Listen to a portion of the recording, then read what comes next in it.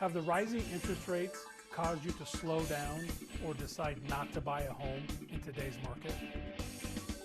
If I could show you a way to buy a home in today's market at a lower interest rate, would you be interested? In this video, I'll share with you 3 simple things you can do to buy a home at a lower interest rate and take advantage of all of that inventory that's out there.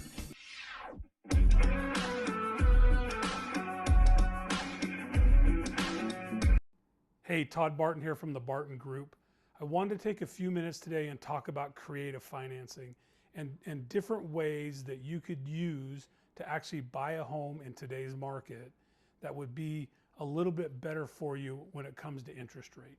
One of the things we do know about the down market that we're in currently is that there's a lot of homes to pick from. So the inventory is up. 6 months ago, if you were trying to buy a home, there was no inventory and you were buying whatever home that was available. But today there's homes to pick from. So one of the values of buying today would be to buy one of those homes because there's more than one. You can pick. I did a search for a guy today and there were 46 homes that fit his criteria.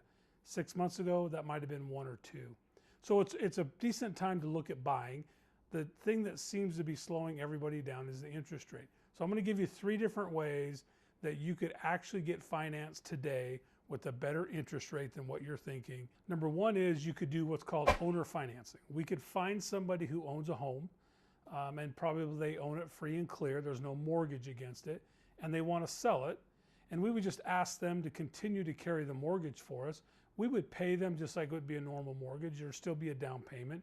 There'd still be a contract, all the normal things. But the seller would just step in and become the bank. Instead of going to a bank and getting a mortgage, we would pay them whatever interest rate we could agree on. And so that's called owner financing.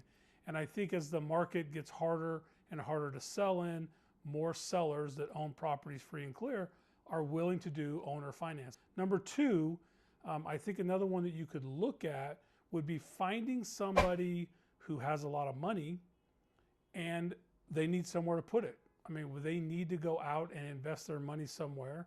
And so what we do is we get them to buy a property for you, whatever property you pick, and they buy it cash. And it becomes an owner will carry also, right? Because they're the owner of the property and they carry the note for you. You give them a down payment so you have skin in the game and they then carry the note for you for a period of time. By the way, owner financing or finding this third party that would be interested in this, these are typically shorter loan terms. They're going to be 3-year, 5-year, 7-year loan terms. They'll usually amortize them over a 30-year period so it keeps the mortgage payment down. But you'd have to refi it after 3, 5, or 7 years, which is pretty normal anyway. Most people do refi homes when interest rates drop over time anyway.